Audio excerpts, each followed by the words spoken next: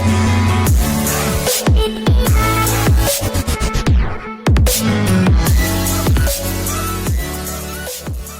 Students of 12th class. आज हम शुरू करने जा रहे हैं 12th क्लास का एक और नेक्स्ट टॉपिक, जिसका नाम है calculation of electrode potential at non standard condition. Dear students, जैसा कि हम अपने प्रीवियस लेक्चर में जान चुके हैं कि स्टैंडर्ड कंडीशन पे तो हम इलेक्ट्रोड पोटेंशियल फाइंड आउट कर सकते हैं। यानी कि अगर स्टैंडर्ड कंडीशन, आज के टॉपिक की हम बात करते हैं। आज का टॉपिक हमारा क्या है? कैलकुलेशन ऑफ सेल पोटेंशियल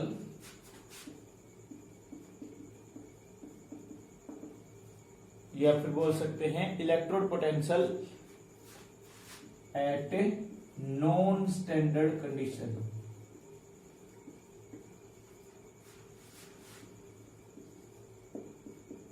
इससे पहले हम जानने की कोशिश करते हैं स्टूडेंट कि हमारी जो स्टैंडर्ड कंडीशन होती है वो स्टैंडर्ड कंडीशन कौन सी होती है जिनके ऊपर हमने सेल पोटेंशियल की बात करते हैं। स्टैंडर्ड कंडीशन का मतलब क्या होता है?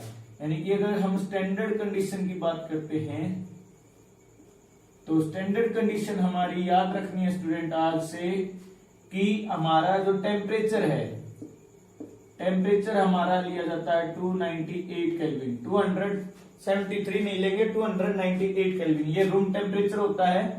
ठीक है, हमारा जो प्रेशर है, प्रेशर लिया जाता है 1 एटमॉस्फेरिक। ओके, और कंसंट्रेशन है, कंसंट्रेशन ली जाती है हमारी 1 मोलर।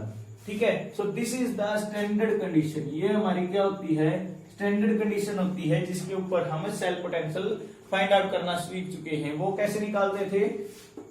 इस कंडीशन के ऊपर हम निकालते थे ई सेल, यानी कि cell potential of that is E cathode minus anode cell potential, यही निकालते थे। इसी फॉर्मूला से हम क्या निकालते थे? सेल पोटेंशियल है वो फाइंड आउट करते थे। बट अब हम जानने की कोशिश करेंगे calculation of cell potential at non standard condition. Non standard condition का मतलब क्या है कि वहां पे हमारा जो टेम्परेचर है, यानी टेम्परेचर वो 298 केल्विन, प्रेशर है वो हमारा 1 एटमॉस्फेरिक, और कंसंट्रेशन है वो हमारी 1 मोलर। इनमें से या तो टेम्परेचर 298 केल्विन ना हो, या प्रेशर 1 एटमॉस्फेरिक ना हो, या फिर कंसंट्रेशन 1 मोलर ना हो। उस कंडीशन पे हम क्या फाइंड आउट करेंगे? इलेक्ट्रोड पोटेंशियल फाइंड आउट करने की कोशिश करेंगे, या सेल पोटेंशियल की जगह पे आप बोल सकते हैं यहाँ पे हमें इलेक्ट्रोड पोटेंशियल फाइंड आउट करेंगे। अब समझते हैं जनरली हमारा मैक्सिमम कंडीशंस में क्या होता है? टेम्परेचर 298 केल्विन लेते हैं, और जरूरी नहीं है कि ये तीनों कंडीशन ही इक्वल ना हो, यानी स्टैंडर्ड ना हो। इनमें से अगर एक भी कंडीशन स्टैंडर्ड नहीं है, एक भी इस पैरामीटर को फॉलो नहीं करती है, तो वो नॉन स्टैंडर्ड कंडीशन हमारी मानी जाएगी।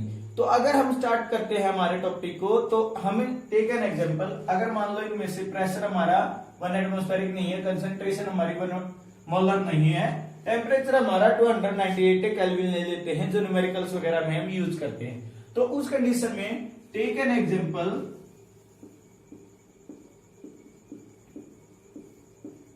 Of electrochemical cell.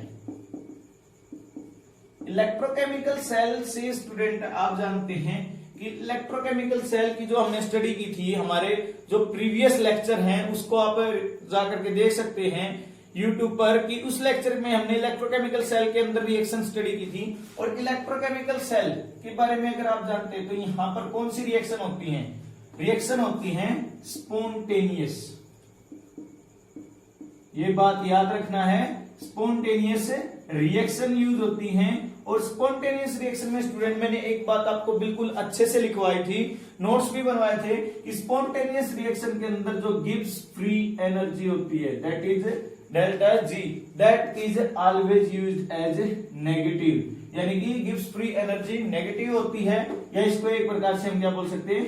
नेगेटिव होती है। यानी कि स्पॉन्टेनियस रिएक्शन के अंदर हमारा डेल्टा जी नेगेटिव होता है। इसको याद रखें, ये हम यूज करेंगे अब जब नॉन स्टैंडर्ड इलेक्ट्रोड पोटेंशियल हम फाइंड आउट करने की कोशिश करेंगे नॉन स्टैंडर्ड कंडीशन के ऊपर।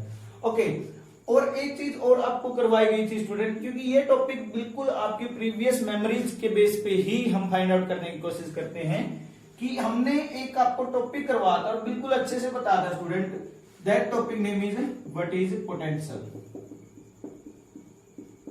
सभी स्टूडेंट को अच्छे से याद होगा पोटेंशियल क्या होता है, और पोटेंशियल हमने निकाला था that is V is equal to W by Q।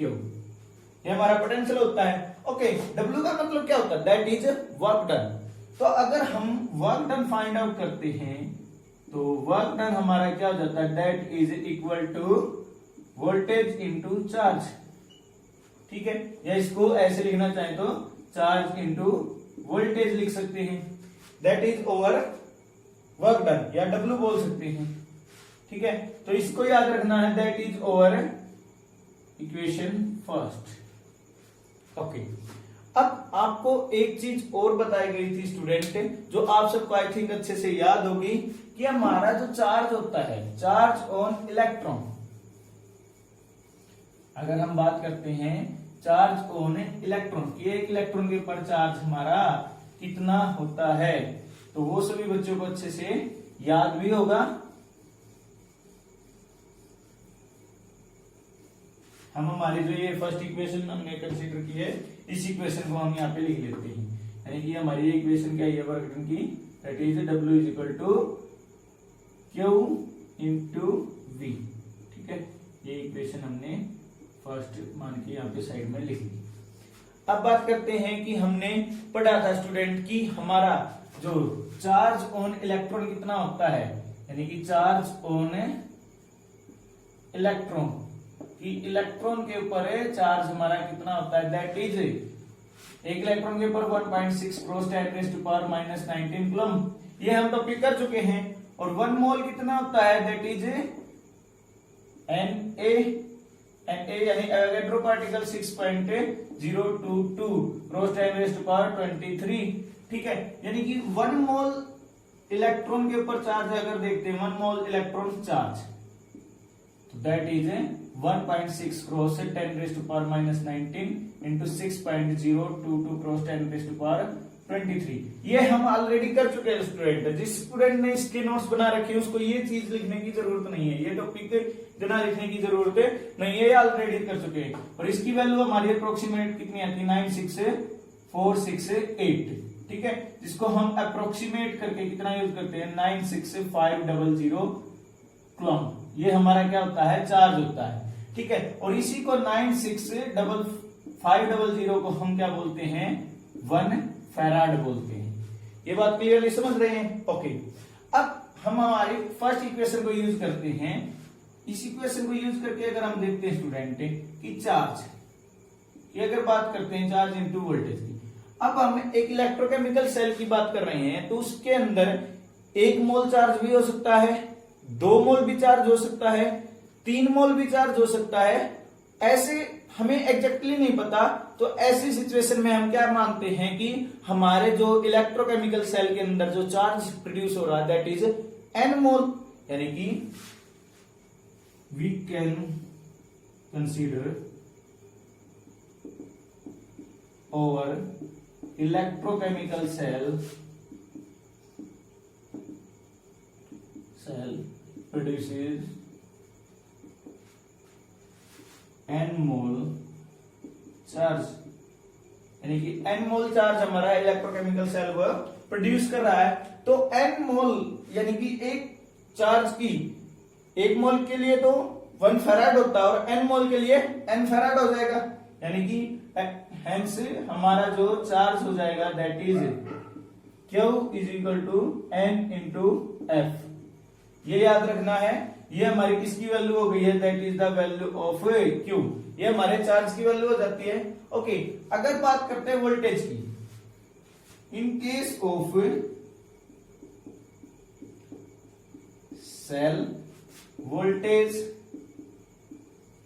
Is equal, voltage क्या होती है, इक्वल टू सेल पोटेंशियल।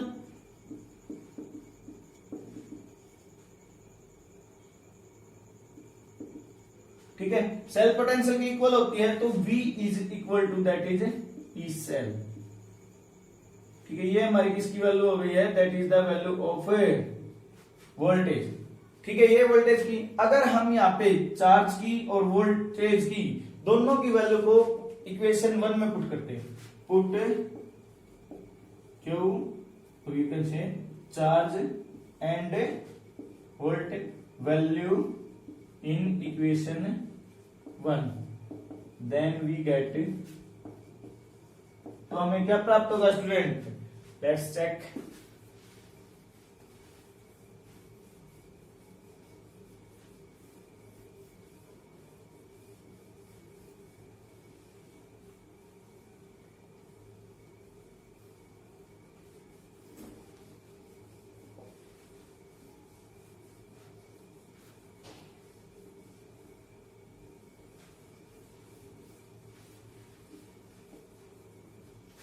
तो अगर हम यहां पर वर्क डन के अंदर चार्ज की और इसकी वोल्टेज की वैल्यू पुट करते हैं, दैट इज NFE सेल, ये हमारी वैल्यू हो गई।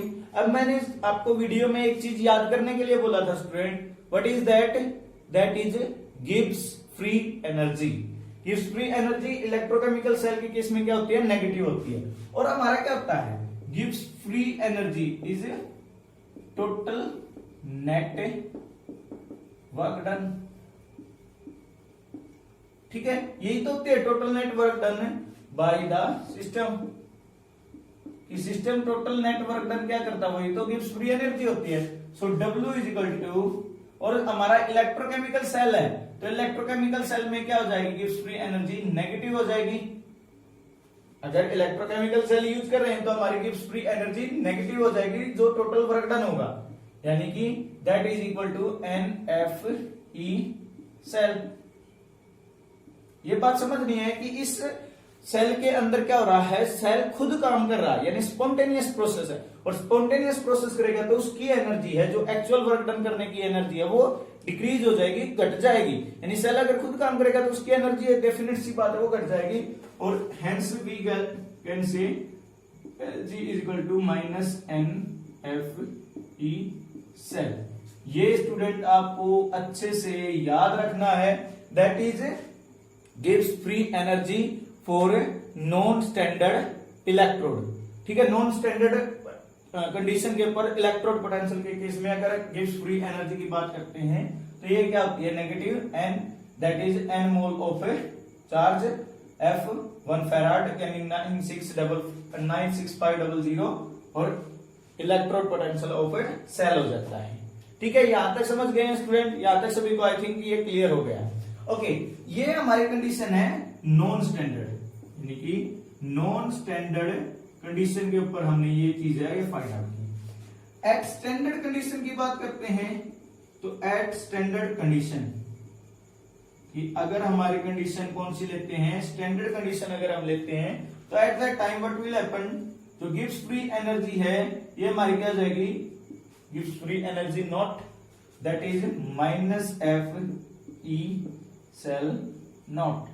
ठीक है, ये हमारी एक अनदर इक्वेशन हो जाती है स्टूडेंट। इन दोनों इक्वेशंस को बिल्कुल अच्छे से याद रखना कि स्टैंडर्ड कंडीशन पे गिव्स फ्री एनर्जी क्या होगी, माइनस NFE सेल नॉट, और नॉन स्टैंडर्ड कंडीशन पे क्या होगी, गिव्स free energy change, that is minus NFE cell. बात समझ गए? ओके, अब आगे बढ़ते हैं स्टूडेंट। इन दोनों को डाटा को याद रखना, और कई बार ये भी पूछ लिए जाते हैं हमारे गिव्स फ्री एनर्जी, ये भी न्यूमेरिकल्स को सोल्व करने के लिए ये दोनों इक्वेशन है मोस्ट इंपोर्टेंट है, और बिल्कुल अच्छे से आपको ये दोनों याद भी करनी है। तो इन दोनों इक्वेशन को भी हम क्या कर लेते हैं, एक प्रकार से राइट साइड में लिख लेते हैं।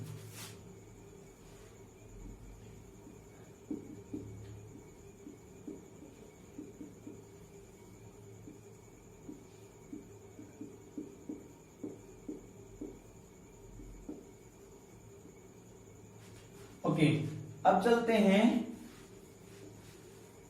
हमारे, ये तो हो गई गिव्स फ्री एनर्जी को कैलकुलेट कैसे कर रहे हैं।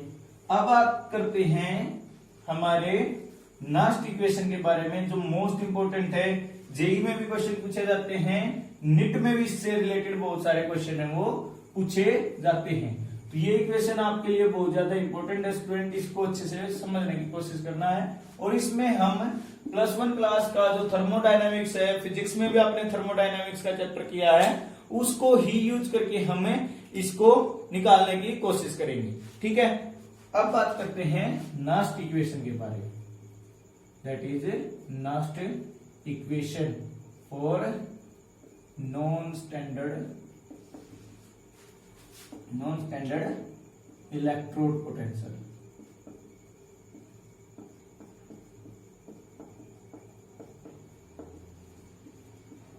ठीक है, इस कंडीशन पे हम जानने की कोशिश से करेंगे। ठीक है, तो as we know very well student कि हमने थर्मोडायनामिक्स के अंदर एक गिब्स फ्री एनर्जी, यानी कि ये नस्ट नाम के एक साइंटिस्ट ने क्या किया, ब्रेन लगाया और जो हमारी ये दोनों वैल्यूज हैं इनको यूज कर लिया उसने। किसके अंदर है, उसने यूज किया इन दोनों वैल्यूज को गिब्स फ्री एनर्जी की थर्मोडायनेमिक्स की इक्वेशन के साथ। और थर्मोडायनेमिक्स में स्टूडेंट आप ऑलरेडी 11th क्लास में और फिजिक्स के अंदर अच्छे से पढ़ चुके हैं कि Gibbs free energy that is equal to Gibbs free energy at standard condition plus R T natural logarithm Q. अब आप सबको घबराना नहीं है और कुछ भी सोचना नहीं है कि ये इक्वेशन कहां से आई है। थर्मोडायनेमिक्स की एक बहुत ही वेल नोन इक्वेशन है और इसको हम यहाँ पे वैसे भी समझ जाएंगे कि ये इक्वेशन हमारी किस प्रकार से आई थी। ये थर्मोडायनेमिक्स से आई है, फ्रॉम थर्मोडायनेमिक्स चैप्टर।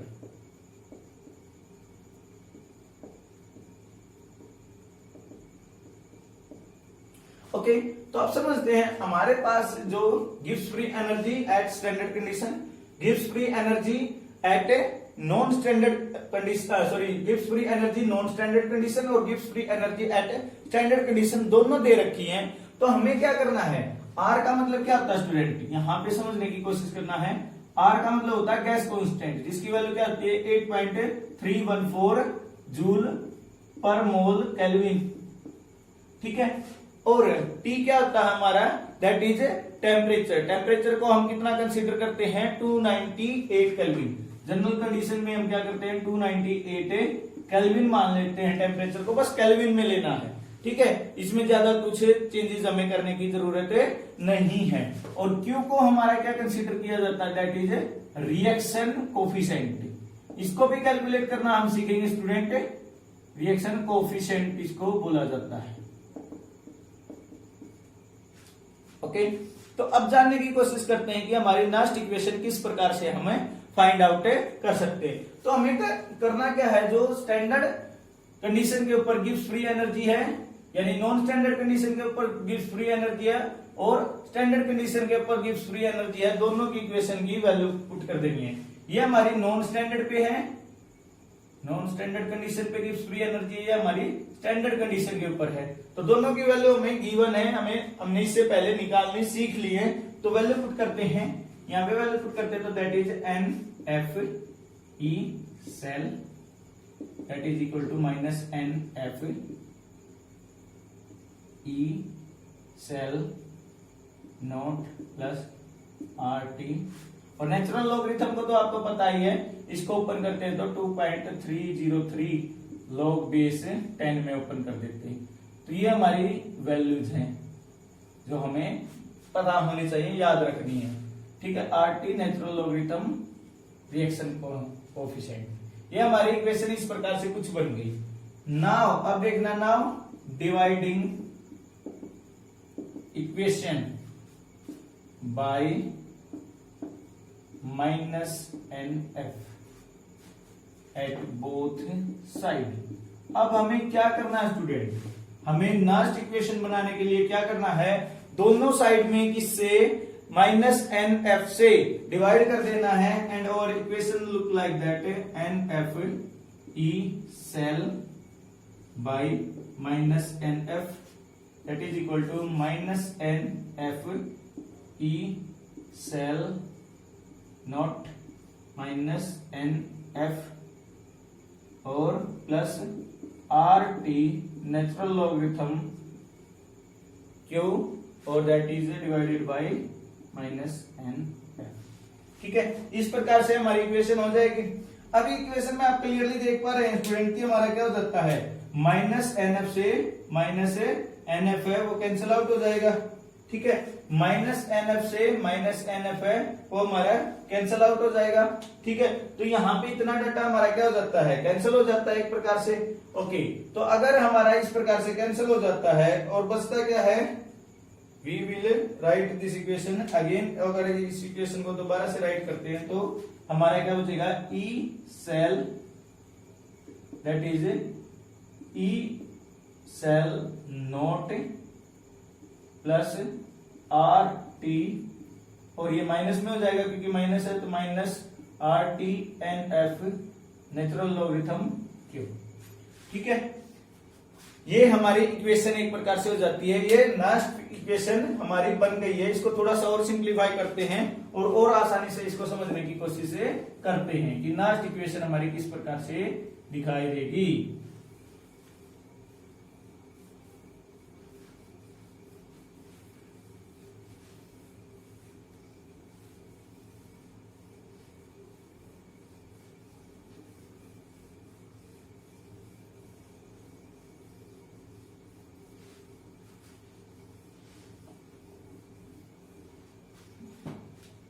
तो जो हमारी इक्वेशन एक प्रकार से आई है उसको हम ऊपर लिख लेते हैं एक बार फिर से, E cell that is E cell naught, दोबारा लिख रहे हैं हम, और इसको लिखेंगे R T upon n F natural log Q. अब इसको थोड़ा सा और सिंप्लीफाई कर लेते हैं और यहां पर अगर हम वैल्यूज पुट करते हैं, यानी कि किसकी वैल्यू पुट करते हैं, टेम्परेचर की वैल्यू पुट करते हैं। ये हमारी क्या है, that is the last equation, ठीक है। This is a last equation, ये ही हमारी क्या है, लास्ट इक्वेशन है। अगर इस लास्ट इक्वेशन में हम वैल्यूज को पुट करते हैं तो हमारी इक्वेशन कुछ इस प्रकार से दिखाई देगी, that is E cell E naught cell, R की वैल्यू दैट इज 8.314, टेम्परेचर की वैल्यू 298 केल्विन, एन अगर हम बात करते हैं तो एन नंबर ऑफ मोल्स लेंगे, वो कितने भी हो सकते हैं, एन को हम बाद में काउंट करेंगे 96500, और नेचुरल लॉगरिथम को ओपन करते हैं तो log base 10 that is cube, ठीक है। ये एक प्रकार से हमारी वैल्यू हो जाएंगे और यहाँ पे एन की value as it is n ही रहेगा। अगर हम इस सारी वैल्यूज को इसको सोल्व करने की कोशिश करते हैं, ठीक है, इस सारी वैल्यू को इनकी मल्टीप्लाई करते हैं और फिर 96500 से डिवाइड करते हैं तो हमारी इक्वेशन कुछ इस प्रकार से दिखाई देती है at 298 kelvin.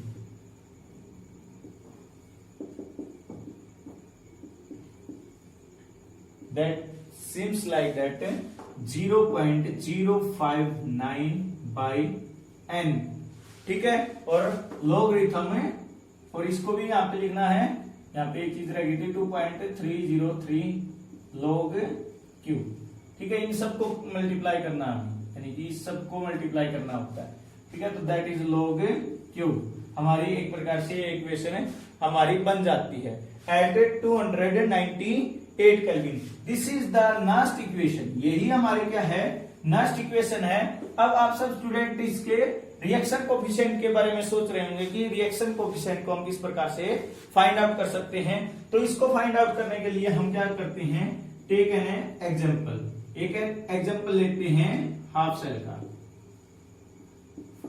Half cell reaction.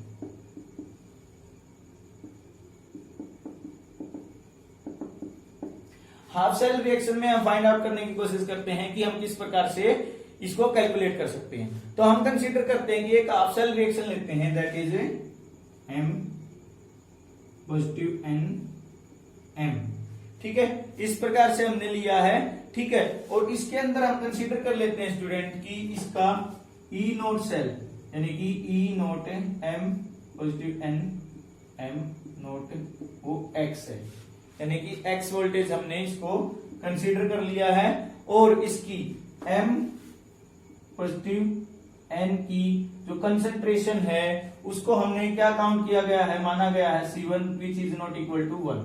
ये हमारी कंसेंट्रेशन दे रखी है। अब अगर कंसेंट्रेशन 1 के इक्वल नहीं है, टेम्परेचर को 298 केल्विन वैसे कंसीडर कर लेते हैं, तो उस केस में हम किस प्रकार से जो इलेक्ट्रोड पोटेंशियल है वो फाइंड आउट कर सकते हैं। वो कैसे फाइंड आउट करेंगे, अगर कोई ऐसा एग्जांपल हमें दिखाई देता है तो हमें पता है कि इसमें हमें किसका यूज करना पड़ेगा, नास्ट इक्वेशन का यूज करना पड़ेगा, क्योंकि नास्ट इक्वेशन का यूज करके ही हम इस क्वेश्चन को सोल्व कर सकते हैं। विदाउट नास्ट इक्वेशन इसको सोल्व नहीं कर सकते। क्यों? क्योंकि हमें डायरेक्टली दिखाई दे रहा है कि कंसंट्रेशन स्टैंडर्ड नहीं है, और अगर स्टैंडर्ड कंडीशन नहीं है तो हम क्या करेंगे, नास्ट इक्वेशन को यूज करेंगे, यानी कि इसमें नास्ट इक्वेशन को यूज कर लिया जाएगा। ठीक है, तो चलिए नास्ट इक्वेशन को यूज करते हैं।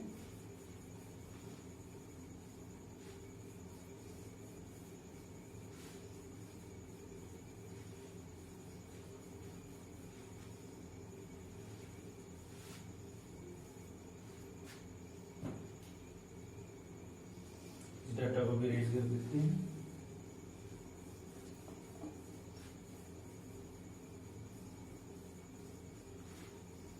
So dear student, when we use the Nast equation, अगर हम Nast equation को यूज करते हैं, पहली चीज तो हमें देखना है कि सेल के अंदर जो हमारा डाटा गिवन था वो इस प्रकार से कुछ गिवन था, that is m positive n m। ठीक है, इसी से हमें एक चीज का आइडिया समझ जाना है स्टूडेंट कि इसमें क्या हो रहा है, यहां से m पॉजिटिव n से m की तरफ जा रहा है, यानी कि कैटायन से मेटल बन रही है, यानी कि रिएक्शन कौन सी हो रही है, रिडक्शन हो रही है, यानी कि गेन ऑफ इलेक्ट्रॉन हो रहा है। अगर इसकी रिएक्शन लिखते हैं ओपन करके तो रिएक्शन हमारी क्या हो जाएगी, m positive n plus n electron that will form the m। यही होगा, ये मेटल बन गई सॉलिड फॉर्म के अंदर। ये हमारा इसको रिप्रेजेंटेशन को ओपन करके लिखने का तरीका है। ठीक है, तो अगर हम लिखते हैं सेल के लिए नास्ट इक्वेशन, तो इसके लिए नास्ट इक्वेशन क्या होगी, E m positive n by m that is equal to E m positive n m naught और minus 0.059 by n log Q। ये हमारी नास्ट इक्वेशन एक प्रकार से इसके लिए लिखेंगे। ठीक है, अब नास्ट इक्वेशन हमने इसके अंदर लिख दी है, और हमने पता किया था कि जो हमारा E पॉजिटिव m था उसकी वैल्यू हमने कितनी काउंट की थी, जो यानी कि इलेक्ट्रोड पोटेंशियल स्टैंडर्ड कंडीशन के ऊपर उसकी वैल्यू हमने मानी थी x वोल्टेज थी। ठीक है, ओके, तो अगर हम इनकी वैल्यू पुट करते हैं तो एक प्रकार से हमारी इक्वेशन क्या हो जाएगी, equation look like that E m positive n m that is x minus 0.059 by n log Q। अब एक चीज देखनी है स्टूडेंट कि n का मतलब है number of mole of charge participating in A reaction. इस रिएक्शन में कितने number of mole of charge है वो पार्टिसिपेट कर रहे हैं। तो अगर हम इस इक्वेशन को देखते हैं तो इस इक्वेशन में n mole of electron participate कर रहे हैं, तो n की वैल्यू हमारी क्या है, n ही है, तो इसलिए n ही लिखा रहने देंगे, कोई चेंज ओवर इसके अंदर हमें करने की जरूरत नहीं होगी। अब एक चीज आपको याद रखनी है स्टूडेंट कि Q की वैल्यू निकालने का फॉर्मूला क्या बनता है, कि अगर हमें Q की वैल्यू फाइंड आउट करनी है तो क्या फॉर्मूला होगा, concentration of product divided by concentration of reactant, that is the formula for reaction coefficient. यानी रिएक्शन कोफिशिएंट की अगर हमें वैल्यू फाइंड आउट करनी है, ये रिएक्शन कोफिशिएंट है, तो हमारा क्या हो जाएगा, ये हमारा फॉर्मूला बनेगा। ठीक है, सिंपल। अब चलिए इस फॉर्मूला के बेसिस पे देखते हैं कि रिएक्शन कोफिशिएंट के अकॉर्डिंग हमारा कंसंट्रेशन ऑफ प्रोडक्ट क्या, प्रोडक्ट तो हमारा क्या बन रहा है, m मेटल, और इलेक्ट्रॉन को तो लेते नहीं है, तो और रिएक्टेंट क्या है हमारा, m पॉजिटिव n है। तो चलिए इसको यूज कर लेते हैं। देन और equation look like that m positive n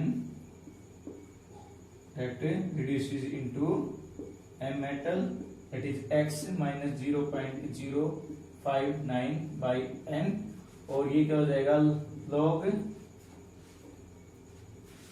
m by m positive n। ये हमारी पोटेशियम कंसंट्रेशन टर्म्स लिखी जाएंगी। ओके, अब एक चीज आपको याद रखनी है स्टूडेंट कि at solid metal concentration is always 1। Concentration हमेशा कितनी होगी स्टूडेंट? 1 होगी, क्योंकि एक मेटल है वो सॉलिड फॉर्म में होती है और सॉलिड की कंसंट्रेशन 1 काउंट की जाती है, क्योंकि उसको एक यूनिट की तरह काउंट किया जाता है। इसीलिए हमारा क्या है, सॉलिड मेटल की कंसंट्रेशन हमेशा 1 रहेगी, यानी कि इसकी वैल्यू क्या रहेगी? 1 रहेगी। यानी मेटल है वो सॉलिड फॉर्म में है तो उसकी वैल्यू 1 हो जाती है। तो अगर इसकी वैल्यू 1 हो जाती है और m पॉजिटिव n, हमने स्टार्टिंग में ही लिया था कि m पॉजिटिव n की कंसंट्रेशन हमने कितनी ली थी? C1 काउंट की थी।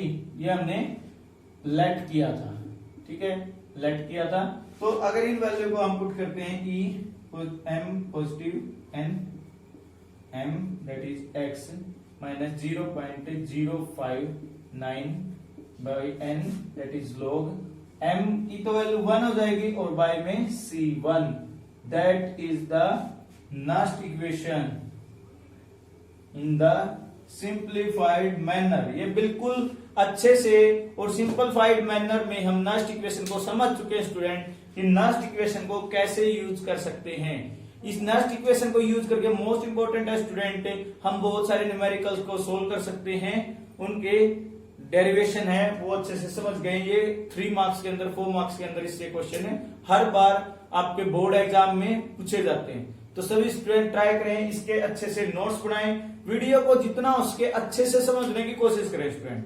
एक बार में अगर टर्म्स आपको क्लियर नहीं हो रही हैं, दोबारा वीडियो को देखें, अगर फिर भी नहीं होती तीसरी बार देखें, बट तब ही नोट्स बनाएं जब आपको पूरा कॉन्सेप्ट अच्छे से याद हो जाए, अच्छे से समझ आ जाए कौन सी वैल्यू कहां से यूज की गई है, किस प्रकार से इसको निकाला गया है, डेरिवेशन कैसे हुआ है, सारा अच्छे से समझने के बाद ही अपने नोट्स बनाएं।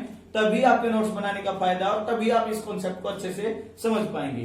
ट्राई करें कि इस चैप्टर से रिलेटेड जितनी भी वीडियोज हैं उनको सारियों को एक बार जरूर देखिए, ठीक है। बिना वीडियो को देखे अगर आप नोट्स बनाने की कोशिश करते हैं तो वो आपको फायदा नहीं देंगे, बिल्कुल भी फायदा नहीं देंगे। जब तक आप सभी को टॉपिक्स को आपस में रिलेट नहीं कर पाएंगे तो वो चीजें आपको हेल्प नहीं कर पाएंगे। इसलिए ट्राई करें कि 2 लेक्चर तो एक साथ जरूर देखें, इससे पिछले वाला लेक्चर भी देखें और फिर इस लेक्चर को देखें, ताकि जो टॉपिक से रिलेटेड करते हैं, जो टॉपिक रिलेट करते हैं एक दूसरे से, जो टर्म्स इसमें यूज की गई हैं, उनको जरूर एक बार चेक करें कि वो वहां कहां से आई है, कौन से लेक्चर में वो टर्म्स यूज की गई थी, और तभी इस लेक्चर को आप अच्छे से समझ पाएंगे, अच्छे से इसके नोट्स बना पाएंगे। Thanks for watching this video, thank you so much.